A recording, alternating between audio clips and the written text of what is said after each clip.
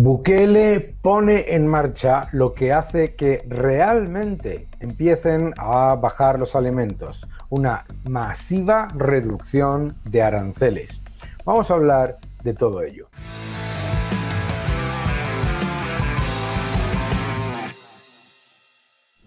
Hola a todos y bienvenidos a mi canal. Muchísimas gracias por seguirme, muchas gracias por suscribiros, muchas gracias por dejar vuestros comentarios y por darle un me gusta a este vídeo.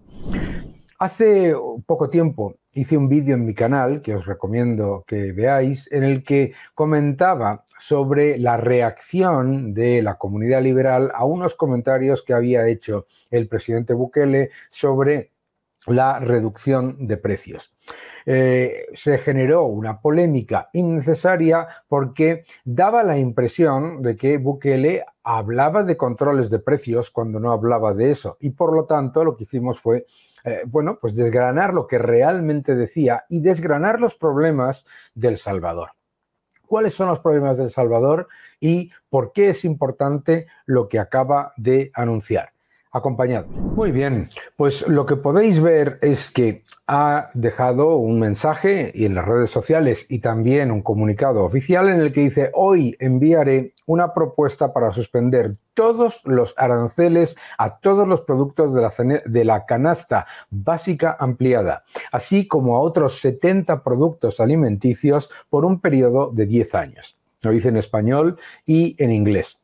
Y lo que explico es que así se hace, así se hace. Muchísimas gracias, presidente Bukele, por escuchar a todos los que comentamos desde el respeto que el problema fundamental del Salvador venía no de la necesidad de poner controles de precios, etcétera, que en ningún momento comentó el presidente Bukele, sino de un problema arancelario de toda una cantidad de barreras arancelarias impuestas a las canastas básicas y a los alimentos, y también, por supuesto, de los cuellos de botella generados durante años en los que se han puesto trabas a la apertura, al libre comercio y a la competencia.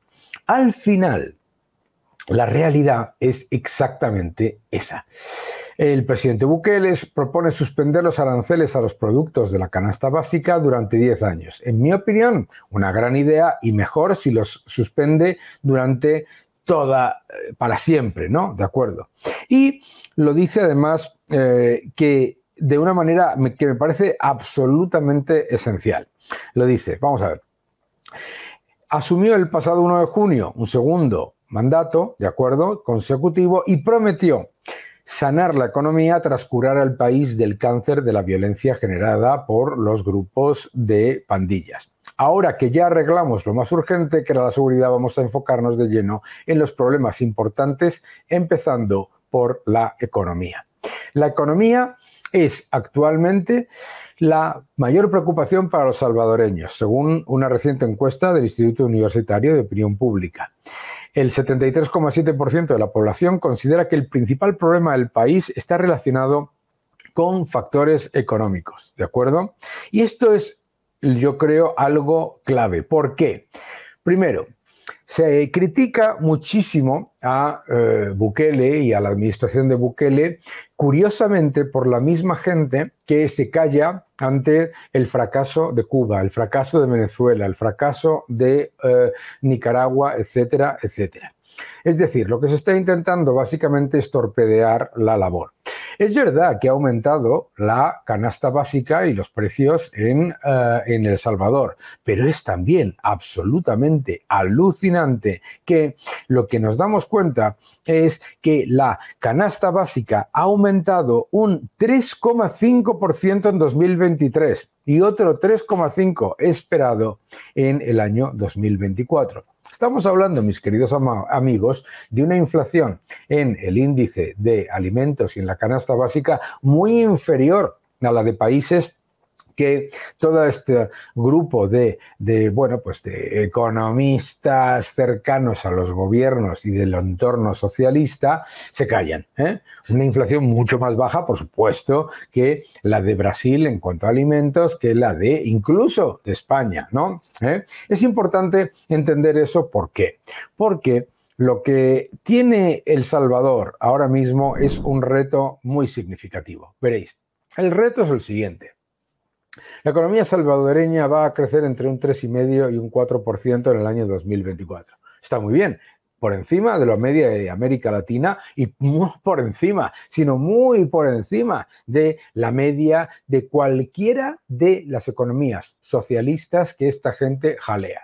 El destrozo que ha llevado a cabo Frente Amplio en Chile ha llevado a Chile al estancamiento. Colombia no va a alcanzar ese nivel de crecimiento ni si consigue récord de turismo y de producción de petróleo. México en estancamiento.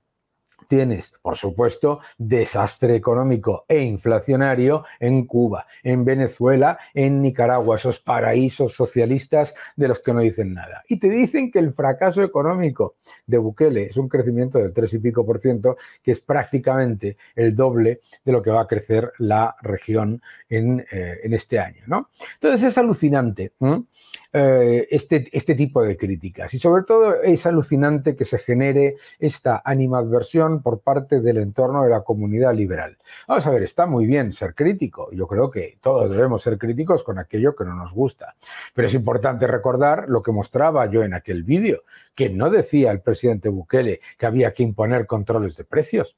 Lo que estaba hablando en realidad es de dos problemas esenciales de la economía salvadoreña que vienen de muy atrás.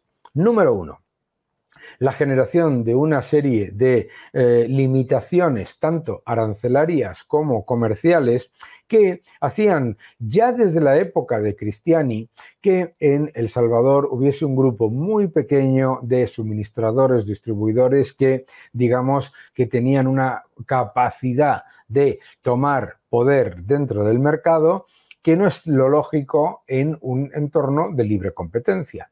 Durante muchos años se habían puesto muchas barreras a todo lo que tiene que ver con el libre comercio, la libre competencia y desde luego con la apertura económica en El Salvador.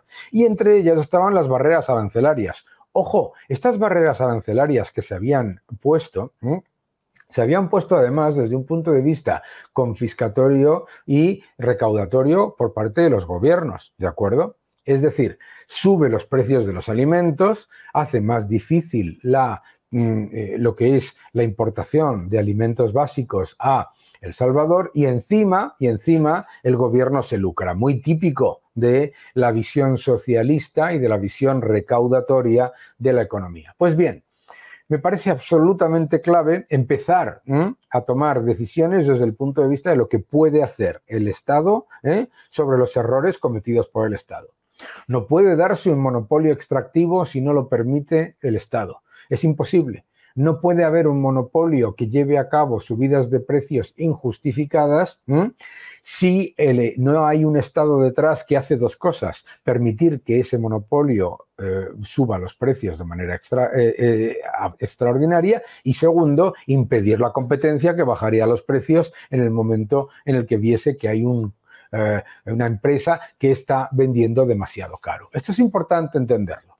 Los monopolios destructivos, los oligopolios con poder de mercado que ponen precios completamente injustificados, etcétera, solamente se pueden dar si los impone el Estado. En competencia, incluso las grandes empresas, los grandes distribuidores, etcétera, lo que hacen es lo contrario, es reducir precios.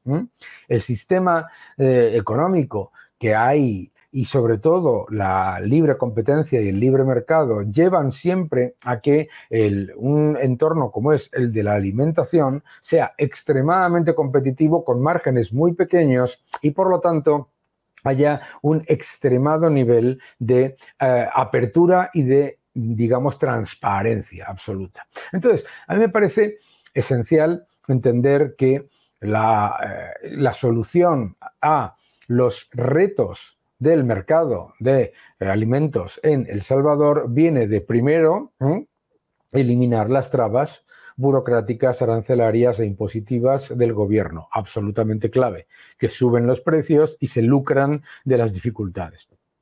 Número 2, reducir las trabas a la competencia que se han creado durante años en las que ha habido, pues digamos, intereses gubernamentales cercanos a algunos grupos empresariales que les permitían, digamos, disfrutar de un entorno de privilegio promovido por el propio gobierno. Es decir, cuando lo que quieres es bajar los precios, lo que no haces es presentarte con subvenciones ridículas. Lo que haces es bajar aranceles y bajar impuestos.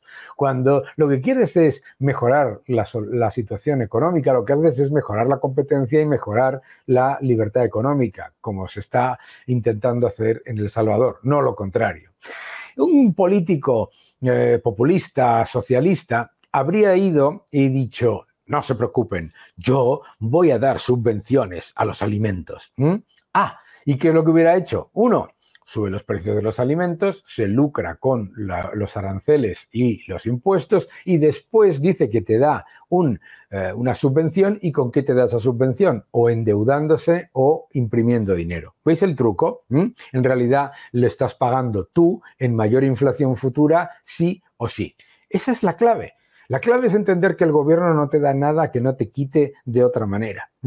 Y aquí la clave es que si lo que quieres es bajar los precios de los alimentos, lo primero que hay que hacer es eliminar las trabas que se han puesto por parte de otros gobiernos para destruir la capacidad de la competencia y del libre mercado de ofrecer los mejores bienes y servicios y la mayor cantidad de ellos a los mejores precios.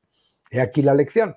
Lo que habrían hecho en la Argentina peronista o lo que hubiera hecho Maduro es presentarse como el que lo soluciona todo dando una subvención en una moneda que nadie quiere y endeudando o empeorando la situación de las cuentas públicas del país.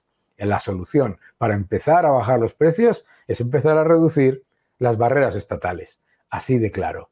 Muy bien hecho. Enhorabuena, señor Bukele.